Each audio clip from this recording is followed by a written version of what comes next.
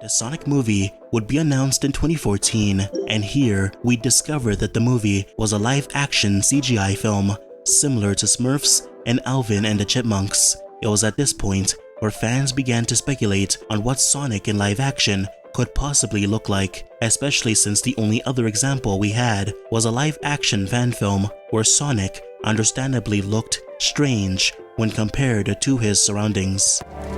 Way past cool, huh? When we finally did see Sonic in live action, he looked weird to say the least. Some fans have come to believe that the design was some kind of marketing stunt to get eyes on the movie. But is this really true? Let's briefly look over the history of Sonic's designs to figure out why the design was so dramatically different.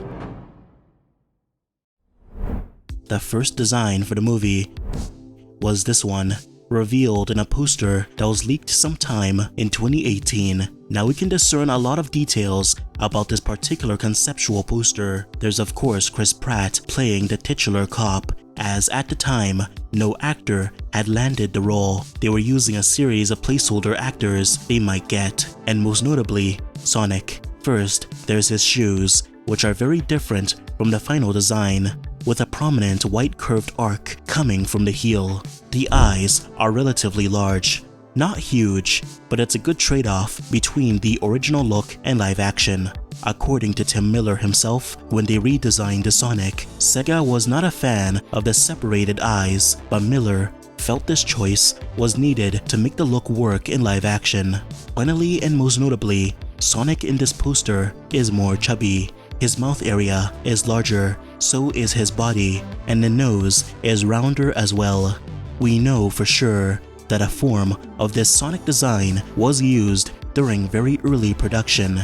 You see, in 2017, production began on a Sonic screen test produced by Blur Studio under Tim Miller. Similar to the Deadpool screen test, this was meant as a way to create a visual representation of the film in order to shop the film around to various studios. This screen test likely took place after this poster was created, so we have a good idea on what Sonic looked like within it. In fact, this Sonic design also appears in other material, like this alternate production poster. There's also these photos taken during a Russian dub testing, showing what appears to be the same Sonic design. We know this due to again the chubbier face, round nose, and short stature, but also the shoes, which have the exact same design as the poster. We'd get another good look at the screen test Sonic thanks to this leak, which shows what appears to be some kind of Nickelodeon marketing material, showing a full frontal view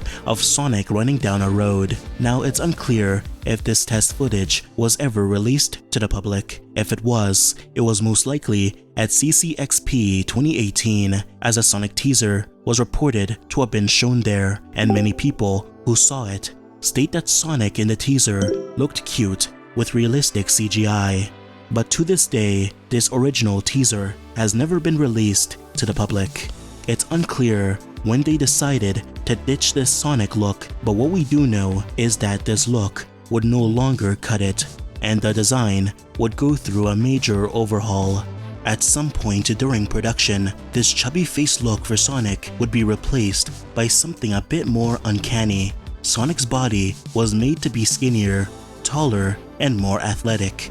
The eyes were shrunken down, his teeth made to be realistic, lips were added to his mouth. This is the look fans typically refer to as Ugly Sonic. It looked so bad that many people were convinced that it was some kind of marketing tactic to bring attention and awareness to the film. I mean, I can see why some people believe this, especially if you look at the marketing. You see, there were clear efforts to tease Sonic's look in the movie early on, especially when IGN showcased a motion poster with Sonic blacked out. However, the film comically suffered from non-stop leaks, so we had a good idea on what Sonic looked like months in advance. There was of course the jacked leg poster, which showed Sonic's legs on a bridge. This was our first clear look on what Sonic may look like in the movie. However, we wouldn't really get a good look at it until March of 2019. By this time, a style guide for the movie leaked onto the internet. Now in this style guide, we got a pretty good look at Sonic's design. And it was interesting. Sonic, like previously stated, was skinnier, had much smaller eyes. His gloves were replaced by white fur instead, although many became scared at what Sonic may look like. This style guide featured simple illustrations and didn't mean Sonic would actually look like this in the— Oh my goodness!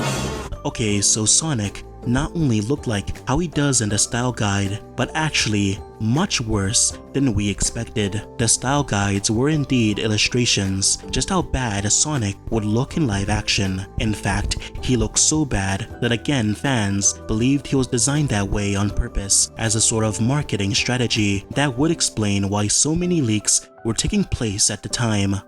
Well, the truth is that this is not likely. If we take a look at some behind-the-scenes material, we can see that a lot of effort was placed into designing Sonic in the movie. His design went through an organic evolution, with the production team changing various elements of the look until we ended up with the one in the movie. This Sonic design is also heavily present in unreleased merchandise material, is present in some storyboards, countless posters released and unreleased, and some unfinished pre-visualizations. So no, this is way too much effort to simply be a marketing scheme. But why did Sonic turn out this way? Well, according to Tim Miller, it's due to director Jeff Fowler's background in animation. You see, Jeff Fowler had never worked on a live-action film before, so attempting to integrate an animated character into a realistic world was difficult. He tackled Sonic from the perspective of an animator, introducing aspects of the design that would make animating him much easier, but also makes sense for a character in the real world, like giving him teeth, because a character with no teeth is tough to animate, and changing the eyes to make more sense in a grounded reality. However, he still had to maintain the aesthetic of Sonic as well, which naturally led to the look we see during early production. It was an attempt to create a Sonic that was realistic looking, but kept many elements of the iconic design, blending both worlds together. We're lucky that Jeff Fowler, Paramount, and many creatives listened to fan complaints and made the effort to change the design to better align with the character's iconic look, giving us the best Sonic live-action look we could have possibly hoped for. Oh, just that the message was clear. I mean, our priority and our responsibility really begins and ends with the fans.